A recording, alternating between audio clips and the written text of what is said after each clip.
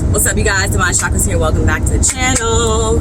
I am on the road today, headed to Jersey, but I decided to record a video for you guys real quick.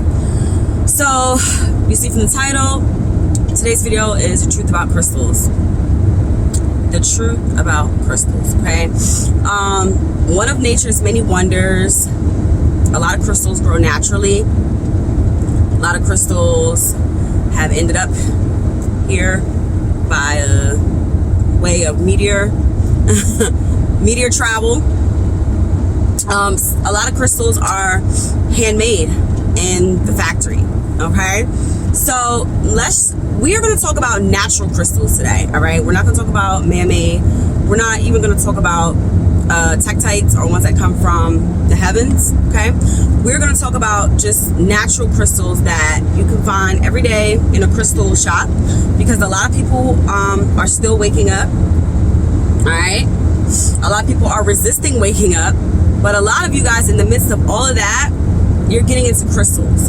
And so I just want to give you some insight as to how to make crystals work the best for you. Okay, so in the beginning, I remember my first crystal that I ever owned back in the day, way back in the day, and I mean childhood back in the day, was pyrite, fool's gold. Okay, the first thing I ever loved, that and peacock ore.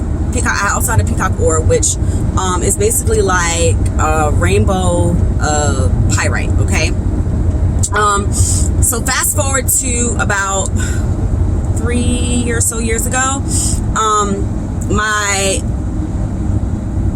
most recent newest crystal, meaning like, you know, when I first really started coming into working with crystals, was a clear quartz.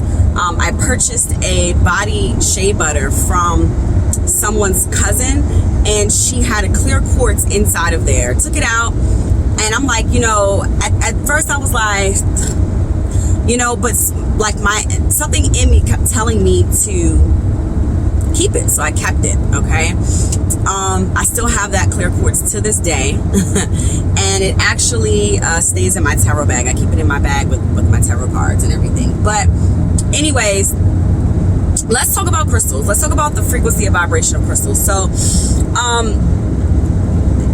through the ages, through time, obviously, you know, we did not know what crystals were for, like as far as like what chakras and shit, like, you know, all of that is, you know, stuff that has almost like come up over time, right?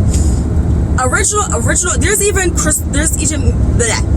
mention of crystals in the Bible, but the earliest that I am aware of use of crystals and minerals, okay, rocks as some ignorant people call it, is during in Kemet. Okay, a lot of kings, pharaohs, okay, a lot of pharaohs and a lot of the rulers, they were buried with crystals. Okay, lapis was a crystal that they that a lot of them were buried with, along with like different jewels like rubies and things like that. And we all know that, you know, Africa has like a lot of the most beautiful exotic crystals that you can find in the entire world are in Africa. Okay, so it is no coincidence that, you know, our ancestors used crystals and jewels not only to adorn themselves, but to also bury their ancestors with. All right, and also they use crystals for makeup as well. Okay, they would crush up you know, different crystals to make different colored pigments, and they would actually use them on their face as makeup. Okay, but so the earliest uses were, to my knowledge, that I'm aware of, okay, me, Shalom, is with our ancestors in Kemet. Now, aside from that, limestone, different marbles, obviously, gold, okay, diamonds, which is considered to be a precious stone, also clear quartz, which is found in abundance all over the world. Clear quartz is an amplifier, and so clear quartz can actually be found in and around certain pyramids as well as different temples in modern day Egypt to this day. There's different like sundials. I know of one sundial, I don't remember the exact name of it, but it has clear quartz on it. So just know that clear quartz is a generator. It's a generator and a source of energy that can it can absorb, and it can also expel energy as well. Okay, so a lot of the pyramids would have like clear quartz, also like different limestones and things like that, different marble stones I should say, around the pyramids too. Also a lot of castles are built with marble and limestone in Africa as well. So stones, granite is also considered to be in that category as well. Again, marble. We use stones every single day. Y'all not even half aware of it. Your cell phone has quartzes in it, okay? The watches, solar watches, how do you think those watches move? They need some type of source to gain their energy from. Clear quartz. It is one of the most universal stones that can be used for anything. You can program a clear quartz to do whatever you want. Okay, so yeah, all right. So as far as stones are concerned, we're also familiar with stones with our birthstones. Okay, our birthstones, and a lot of us never really think about it because it's just jewelry, but our birthstones carry vibrations as well. Okay, we're about to get into this. So let's move into the frequency of vibration of stones. So everything on this earth vibrates. Everything has a frequency. Everything has a energy portal in which they operate on. Okay, so as we know, the chakra system, which is our energy alignment, the most general chakra system is the 7 chakra system, which includes our root, our sacral, solar plexus, heart chakra, throat chakra, third eye, and our crown chakra. Okay, now normally when you first start getting crystals, what I personally like to do is just get a chakra set that will give you the ability to work with different stones as you start to ascend through your chakras. And then you can start to branch off from there and, work with stones however you may. But each stone has a frequency. Literally, stones have a mind of their own. And what I mean by that, some of you all know, some of your stones will get up and they will leave. They will leave you. They will go bye-bye. They will not come back. Okay? One of my Herkimer diamonds ended up in my gas tank one time. All right? I was looking for it for days. Went to go get gas, and there goes the Herkimer diamond sitting in my gas tank. I don't know how the hell that damn Herkimer diamond got in that gas tank. I promise you, I don't know. But if you guys follow me like in my earlier days, I actually told the whole story about that. But anyway, so that's just a freaky story about Herkimer diamond. All right? So just know that when you do start to work with crystals, that usually crystals will find you, or you will be so pulled to one crystal, and it's for a reason. You need that energy at that time, or it may be something that you're working through at that time. When you read the description about the crystal, you're like, oh my God, yes. Like maybe you're going through a hardship with finances, and you find a pyrite, or you find an aventurine, and you're like, oh my God, yes, I need this. Or maybe you're going through an abusive relationship, or some sort of turmoil within a relationship, and you need some clarification. Rhodonite, rose quartz. So that's just an example.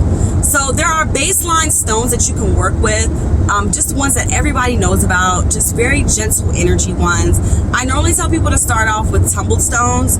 Those are stones that have been tumbled in a tumbler, and basically it just melts the stone into like what you see as like a very slick, polished look. That would be considered a tumbled stone. Okay, a raw stone is a stone that's in its raw form, came straight out the ground, it's raw. All right, I work with raw stones now. Not saying that you can't as a beginner, all right, but I personally work with raw stones. I like the energy better. I feel like the energy is stronger. I feel like the energy is more consistent. And I feel like the energy is just more powerful. Okay. It's more authentic. All right. Don't get me wrong. I worked with tumbled stones for a long time. Okay. So just know that. Hold on, y'all. I'm pulling up to this damn toll thing. Okay. All right. So anyways, like I was saying, so when you're working with stones, the most important part that you want to realize is that in order for a stone to truly work in its most purest form, okay, the vessel must be in its purest form. Okay. In order for a crystal to really work the way you want it to, you must be matching the frequency of a crystal. You must match that frequency. Okay. You say, oh, this stone is not doing anything for me. It's not working. That's because you're not matching that energy. You're not matching. You have to, and it's like when you work out, it's like if you are working out, but you ain't doing shit working out, then what's the point? You know, it's like you go to the gym, but you're not getting it in. You know, it's like, what's the point? Why are you here? Why are you using these? Why are you working with stones if you're not going to match the energy? All right. Hold on, y'all. Let me get my money out. How much is this damn toll? $8. All right. Goddamn tolls. So, as far as choosing a stone, I did a video on this like a while ago, but basically like how a stone will choose you. It's basically, it'll just jump out, or you'll just be so like, you know, wanting to work with the stone so bad. And then you'll realize that that stone is what you need in your life at that time. Hold on, y'all. Hey, how are you? Yes, ma'am. Thank you, sweetie. You too.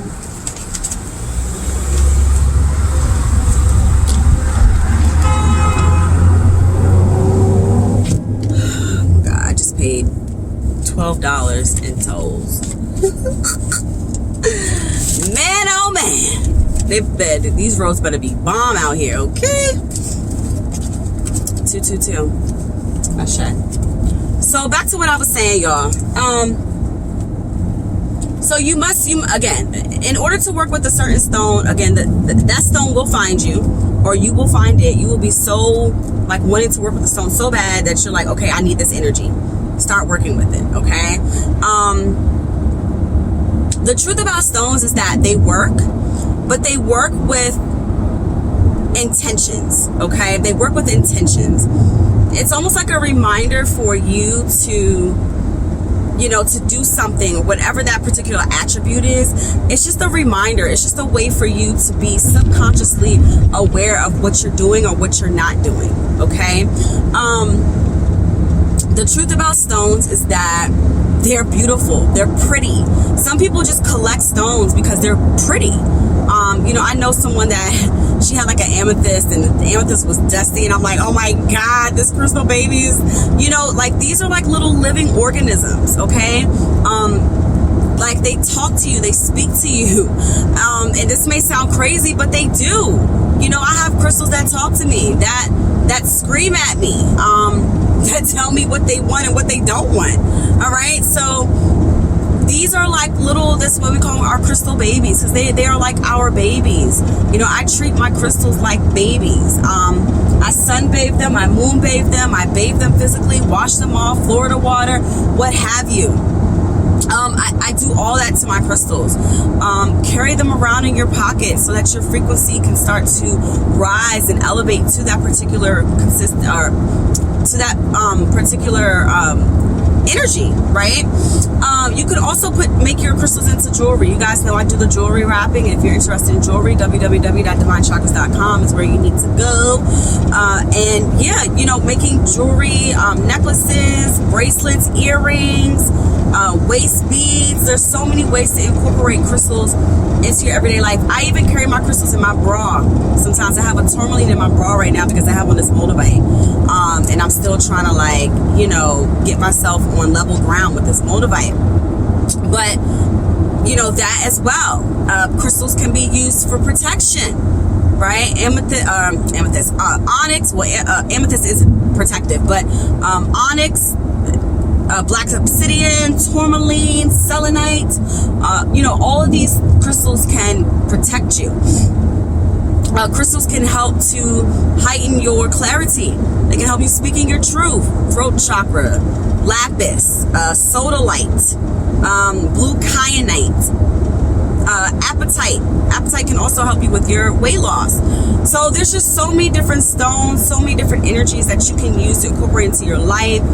I actually keep a selenite wand in my car. It stays right here. All right, I used to keep one up there, but it kept moving around, so I just put it right here.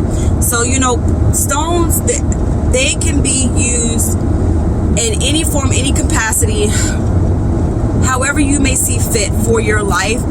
Crystals are, the truth about crystals is it's all about your personal journey, all right? It's all about what you resonate with at the end of the day.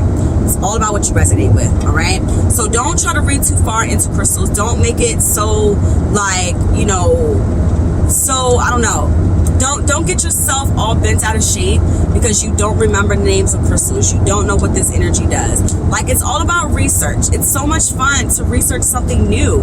And when you start talking to people about crystals, I'm like, oh my God, you're so knowledgeable. You know, oh my God, you know everything. Get the Crystal Bible. Crystal Bible is a great way to start with your crystal research. And then just going from there, getting different books, visiting different places, you know, going to different crystal shops, maybe even like following people that do live crystal sales on, what's the name of that place? Instagram, okay? A lot of people sell crystals on Instagram as well. So that's a great place to go. Etsy is also a great place as well. Just be aware with these places that you order from online. This is why I mean, for me, because I've been working with crystals for a while, I kind of know what I gravitate towards. But for some people, you know, you may not, you know, I don't know, you may need to feel the crystals more so it's probably best for you to try and get into a crystal shop, okay? My last point about crystals before I get up out of here is vibration, okay? Crystals vibrate. They have a heartbeat, and I have some stones that got some beat, okay?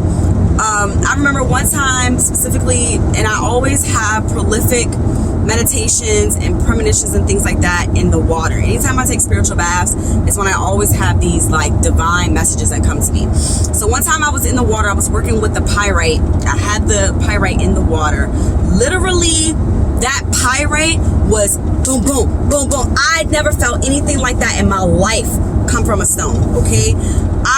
Literally my eyes got so big and I'm looking at the crystal like, what the, like literally it was beating so, I mean, and I wasn't squeezing. You know how like if you squeeze something, you can feel the pulse through your hand because of your heart? No. You just place it in your hand and just hold it. You don't have to hold it too tight. You just hold it a little bit like this. Literally, that stone was beating, okay? And this is a raw stone. That's why I say I prefer raw stones over tumbled. That's just me. But it's also, side note, it's easier to wrap raw stones than it is tumble stones. Tumble stones are so hard to wrap. But anyways, so the point is that all stones cannot get wet. So let me just throw that out there before you try to throw one of your stones in the water and feel the heartbeat. Do not get selenite wet. Do not get tourmaline wet. There's other stones that you can't get wet neither, and I don't know off the top of my head, I can't remember, but I know specifically tourmaline and selenite do not get wet. They are too soft, to get wet, they will disintegrate, especially tourmaline. Tourmaline is such a, especially like when you get the slabs that have the cathedrals on them, those, and the cathedrals I mean by like the ridges, the cathedrals, right? Let me, okay, it will break completely and you'll be like, what the frick happened? So yeah, just want to throw that out there, okay? What else? I think that's it. As far as, I just really want to talk about the truth about crystals. We will get more we will get more into crystals and go into depth about the uses, you know, how to use them, what to do with them, all that. I'll give you guys an updated video. There is a video though on my channel eons ago. So you can definitely look that up, find it, and you can watch the video on how to work with crystals and what to do with them. But I just really want to give you guys the truth about crystals. Crystals are real. They are worth it. They are definitely a thing. And I would definitely encourage you to find a stone that you really resonate with. Find your favorite stone to really work with and just really work with it. Really work with that stone. Because it has a message for you. It has a message. Remember, they are living organisms just like us. They have a vibration. They have frequency just like us. They will get up and walk just like us. So don't get discouraged or upset if a crystal just up and leaves you. It's just because the work that it had for you, it's done its work with you, and it's now moved on to someone else that may need that energy. Okay, so that's why I tell you guys to cleanse your crystals off and wash them off and charge them before you start using them. You know, just because of that reason. Okay, so anyways, you guys, I love you all so much. As always, thanks for watching and supporting. And I'll see you guys in the next video. Peace.